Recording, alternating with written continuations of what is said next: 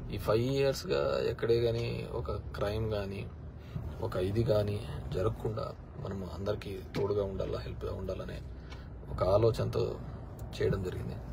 సరే, ఉంటారు కొంతమంది ఆ విధమైన క్యారెక్టర్స్తో ఉండే వాళ్ళు ఉంటారు. So be bold and be strong. మన సమస్యను మనమే పరిష్కరించుకోవాలి. మన కోసము దేవుడు వస్తాడో లేకుంటే ఇంకోటి వస్తాడో అనేది ఎక్కడ ఉండదన్నమాట. సో మన సమస్యను మనమే పరిష్కరించుకోవాలనుకున్నప్పుడు మీరందరూ కూడా ఎవరికి వాళ్ళు కూడా గట్టిగా ఉండి అందరూ కూడా కలిసికట్టుగా పనిచేసే విధంగా అందరూ కూడా ప్రయత్నం చేయాలని చెప్పేసి కోరుకుంటాను. నిజంగా జరుగుతున్న పరిణామాలు ఇవన్నీ కూడా కొంతమంది నిన్న చూసాం, దాడిశెట్టి రాజా మాట్లాడుతూ సీఎంఓలో ఏం తీసుకొచ్చి చీకటి పట్టాలి, ఏం చేస్తావు రాయడు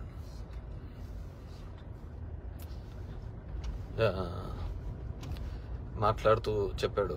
డెఫినెట్గా దెర్ ఇస్ ఎ గ్యాప్. ఖచ్చితంగా ముఖ్యమంత్రి కార్యాలయానికి దీనికైతే ఒక గ్యాప్ వచ్చింది. ప్రతిదీ ముఖ్యమంత్రి గారికి చెప్పడం, ఆయనకి చెప్పడము, దాని రిజాల్వ్ కాకపోవడము, ఎమ్మెల్యేలు మంత్రులు కూడా చాలా సందర్భాల్లో వెయిట్ చేస్తున్న సందర్భం నేను చూశాను. బయట వెయిట్ చేస్తున్న సందర్భం లోపల ఎవడో కూర్చొని మాట్లాడుతూ అంటాడు, చెప్పుకోలేడు, ఆడ గొడవలేడు, గట్టిగా ఇది చేసుకుంటా ఏమంటే ముఖ్యమంత్రి గారికి ఆయనకి చెప్పినాడు, ఆయన చేయండి పని అని చెప్తుంటాడు. నవ్ దే ఆర్ ఆల్ ఇది అనమాట. కానీ నష్టపోయినది మాత్రం ఎవరున్నారంటే నాయకత్వం. ఖచ్చితంగా ఐ స్ట్రాంగ్లీ బిలీవ్ వాళ్ళైతే ఒక గ్యాప్ని అయితే సీఎంఓ ఆఫీస్ అయితే ఖచ్చితంగా ఒక గ్యాప్ని అయితే క్రియేట్ చేసినారు. అది ప్రజాప్రతినిధులకును సీఎం గారికి ఒక గ్యాప్ని అయితే క్రియేట్ చేయగలిగినారు. డైరెక్ట్గా వీళ్ళు కూడా సమస్యను చెప్పుకోలేని పరిస్థితులలో వీళ్ళు కూడా ఉన్నారు. ఆ సమస్య రిజాల్వ్ అవుతుంది. ఇప్పుడు నేనున్నాను మా ధర్మవరంలో ల్యాండ్ ఎక్విజిషన్ కోసం, ఫ్లైఓవర్ ల్యాండ్ ఎక్విజిషన్ కోసం ఒక 100 సార్లు తిరిగి ఉంటాను. జస్ట్ ఆ డబ్బులు అయిపోతుంది అని చెప్పేసి. ఒక బీటీ రోడ్డు కోసము, గుంతలు పడిన రోడ్డు కోసం అయితే ఒక 40 సార్లు ఫైనాన్స్ సెక్రటరీ దగ్గరికి, రావత్తు వాళ్ళ దగ్గరికి అయితే ఇట్ రియల్లీ లైక్ ఆ ఫైల్ నెంబర్లు వాళ్ళకి పెట్టడము, వాళ్ళు పర్సూ చేయడం. నా ఇంటికి వచ్చేదే జనాలకు సంబంధించినది. ఫ్లైఓవర్స్ గవర్నమెంట్ ఆఫ్ ఇండియా నుంచి శాంక్షన్ తెచ్చినాక ల్యాండ్ ఎక్విజిషన్కి వెళ్ళినా కానీ ఎంటబడి పెడతా అంటే ఏదో వాళ్ళకు ఇది పడుతున్నట్టు పోతా ఉంటుంది. హోప్స్ ఇప్పుడు డెఫినెట్గా అయితే వాళ్ళు ఒక ముఖ్యమంత్రికిను ఎమ్మెల్యేలకు ఒక గ్యాప్ని అయితే క్రియేట్ చేస్తుంది. దానివల్ల ఓడిపోయినాము గెలిచినామని చెప్పడం లేదు, కానీ రిలేషన్ అయితే చెడగొట్టగలిగినారు వాళ్ళైతే సీఎంఓలు. వాళ్ళకి ఏముంటుంది చెప్పు పొలిటికల్గా దీనికి సంబంధించి.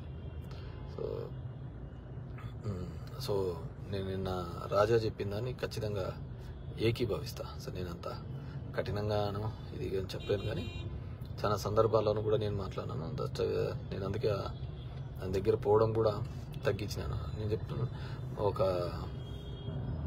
ఫ్లైఓవర్ది గవర్నమెంట్ ఆఫ్ ఇండియా నుంచి శాంక్షన్ అయిన 1 year, it took 1 year for them to give land acquisition amount. అంతా కలిసిన 15 కోట్లు 20 కోట్లు ఉండదు.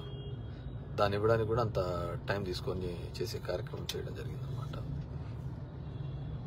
సో అలా చాలా సందర్భాల్లోనూ కూడా చాలా ఈరోజు వాటిని అనుకొని కూడా ఇది ఇబ్బంది ఏం లేదు, కానీ అండ్ మేనిఫెస్టో దానికి సంబంధించి కూడా చాలా ఎక్స్పెక్టేషన్స్ పెట్టుకున్నారు మన వాళ్ళు. ఆ మేనిఫెస్టోను రీచ్ కూడా దాని చెప్తాడు, రుణమాఫీ చెప్తాడు, ఇంకోటి చెప్తాడు. సేమ్ ప్లెయిన్గా నేను ఏదైతే చెప్పగలుగుతానో చేయగలుగుతానో అది మాత్రం చెప్తాను. అంటే హానెస్టీ ఇక్కడ నిజాయితీగా చేద్దాము అనేది. సో మామూలుగా అయితే 3,500 పెన్షన్ పెంచుతూ పోతానని అంటే ఒక మాట అయిపోయేది, కానీ 2028లో పెంచుతాను, 2029లో పెంచుతాను అని అదేదో డేట్స్ కూడా పెట్టి చెప్పడం జరిగింది. అవతల చూస్తే చంద్రబాబు 4,000 ఇస్తాను, 50 ఏళ్ళకే 4,000 ఇస్తాను, ఈ నెల నుంచి చేస్తాను అని చెప్పాలి కల్లా. సరే, నువ్వు ఏ సంక్షేమం అయితే నువ్వు ఇద్దామనుకున్నావో అదే సంక్షేమం ఇప్పటి నుంచే ఇస్తామంటున్నారు కదా అని ఒక వీక్నెస్ కూడా ఉంటుంది కదా, ఒక బలహీనత. ఆ బలహీనత మీద కూడా ఇదే గన నిజమే ఇంటే గన వాట్స్ ఎవర్ సో మా ధర్మవరం నియోజకవర్గ కార్యకర్తలకు, లీడర్స్కి కూడా బీ స్ట్రాంగ్ అన్న బోల్డ్. నాకు కొంతమంది ఫోన్ చేసి నా టపాకులు కాలుస్తున్నా, మోటార్ సైకిళ్ళతో తిరుగుతున్నాను. డెఫినెట్గా నువ్వు చేయలేదు అంటే నీకు ఆ క్యారెక్టర్ ఉంది, వాళ్ళకు క్యారెక్టర్ లేదు. మరి ఏం చేసేటట్టు వాళ్ళలో పథకాలన్నీ తీసుకున్న వాళ్ళే ఉన్నారు అన్నట్టు ఉండొచ్చు. దానికి ఏముంటుంది చెప్పు. నేను ఒక కేసులో చూసిన నిన్న, ఒక ఊర్లో వాడు చొక్కా ఇప్పి తిరిగినాడు, ఒక దాని మీద వాళ్ళ లీడర్ ఇంటి ముందరని ఒక వీడియో తీసి పెట్టినాడు. ఎవడైతే కంటే అతనికి ఏదో పాపం ఇబ్బందుల్లో ఉంటే 65,000 రూపాయలు సవేర్లో హాస్పిటల్లో కట్టి అతనికి ట్రీట్మెంట్ చేసినాడంట. వాళ్ళ ఇంటి ముందరికి వచ్చి ఎగలాడుతున్నాడు. సో దీంట్లో నిజాయితీ ఉంటుంది, నీతి ఉంటుంది అనేది అందరికీ ఉంటుంది అనేది తప్పు. కొంతమందికి ఉండొచ్చు, కొంతమందికి ఉండకపోవచ్చు. నీ విధంగా ఆలోచించేవాడు ఇంకోటి ఉండొచ్చు కదా. Everyone has their own working style. So ఏదేమైనప్పటికీ కూడా మా క్యాడర్ని, మా లీడర్షిప్ని అందరినీ కోరుకునేది,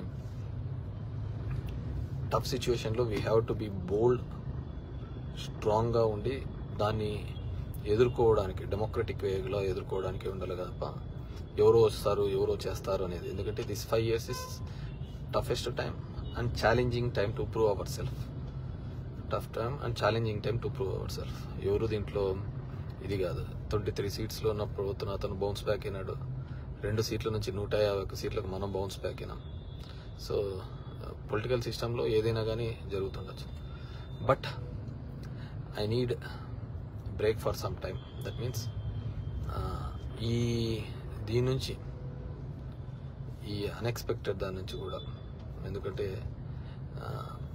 ఎంత కష్టపడినామో మాకు తెలుసు, ఒక ఫ్యామిలీగా తెలుసు, మా నాయకులకు తెలుసు వాళ్ళు ఎలా కష్టపడినారు, ఏం చేశారు అని చెప్పేసి.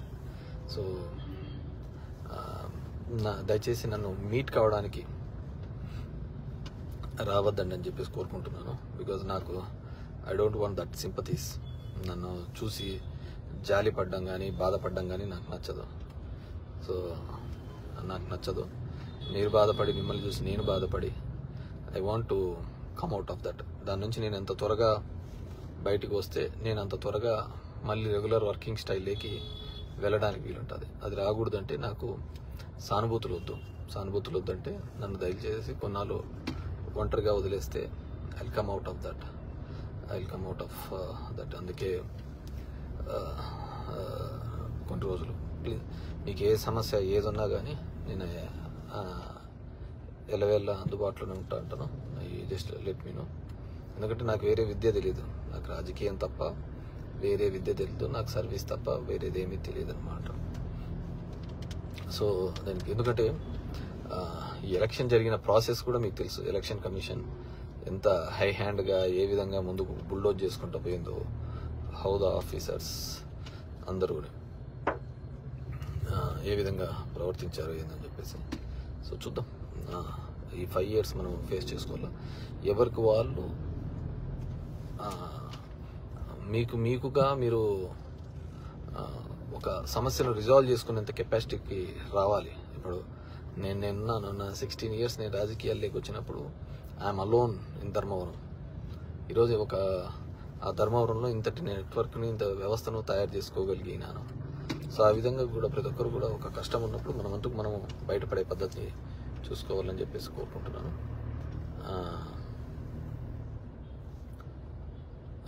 సో ఎవరో చెప్తున్నారు, శ్యామ్ యాజ్ ఎ పొలిటీషియన్ కార్యకర్తలకు నా అంత అండగా ఉండేవాళ్ళు లేరు. వాళ్ళకి ఏ కష్టం వచ్చినా కానీ డెఫినెట్గా ఐఎమ్ ద ఫస్ట్ పర్సన్. కానీ కొన్ని రోజులు నాకు I need to time to come out. నేను మనిషినే కాబట్టి ఎమోషన్స్ ప్రతి ఒక్కరికి ఉంటా. అంటే దాని నుంచి రావాలంటే I need some time from that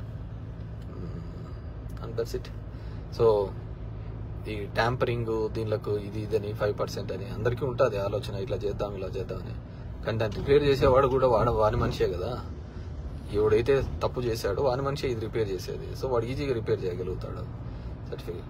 so ఇదైతే ఖచ్చితంగా జరిగింది, దాంట్లో ఎటువంటి సందేహం లేదు. ఎందుకంటే చాలామంది నాకు తెలిసిన క్లోజ్ అసోసియేట్స్ అవతల అత్యంత బలహీనంగా ఉండి, అత్యంత ఇది లేని వాళ్ళు కూడా గ్రామాలలో వచ్చిన మెజార్టీస్ తప్ప ఇదంతా కూడా నేను చూస్తున్నాను. సో కమ్అట్ ఆఫ్ దట్ అందరూ కూడా బయటికి రావాలని చెప్పేసి కోరుకుంటున్నాను. Thank you very much. ఎవరో చెప్పారు నా కార్యకర్తలకు అందరికీ ధైర్యం చెప్పాలి. కార్యకర్తలు అంటేనే ధైర్యంగా పోరాడే వాళ్ళే కార్యకర్తలు. చెప్పేది ఏం లేదు, నేను అదే చెప్తున్నాను కదా. ఎవరికి వాళ్ళు they have to come out of this, బయటకు వచ్చి ప్రపంచంలోకి ఇది చేయాలి. Will give chance for them. వాళ్ళకు అంత మ్యాండేట్ ఇచ్చిన తర్వాత మనము ఇవ్వాలి కదా, వాళ్ళకు కూడా అవకాశం ఇవ్వాలి. వాళ్ళు ఏ విధంగా సర్వీస్ చేస్తారో, ఇదే విధంగా గొడవలు చేసుకుంటూ పోతా అంటారా, ఇదే పద్ధతిలో ఉంటుందా, లేకుంటే వాళ్ళు ఏదేదో చేస్తామన్నారు కదా. ఐ థింక్ చెప్పడం మర్చిపోయాను. యాక్చువల్గా చంద్రబాబు నాయుడు గారికి this the best opportunity. Last time మాకు 2019లో జగన్మోహన్ రెడ్డి గారు ప్రధాని మోడీని అడిగి వచ్చిన తర్వాత ఒకటే మాట చెప్పేవాడు, మన అవసరం లేదు, వాళ్ళకు 300 సీట్లు వచ్చినాయి.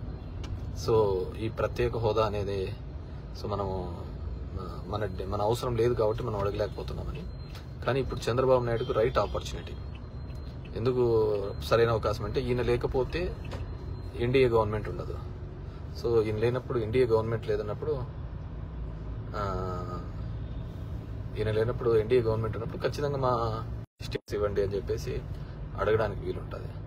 సో అది డిమాండ్ పెడతాడా, లేదంటే పదవుల కోసమే ఉంటాడా అనేది చూడాలి. ఆయనకైతే రియల్లీ గుడ్ ఆపర్చునిటీ. ఎందుకంటే చాలా క్రైసిస్ సిచ్యువేషన్స్లలో కూడా ఇలా అడిగి తెచ్చుకున్న సందర్భాలు ఉన్నాయి. ఇప్పుడు కూడా అదే సందర్భంలో ఉంటుంది ప్రత్యేక హోదా. ఎందుకంటే అవతల ఇంకోటి ఇస్తామంటున్నారు కాంగ్రెస్ గవర్నమెంట్, నేను ఇస్తాను ప్రత్యేక హోదా అంటుంది.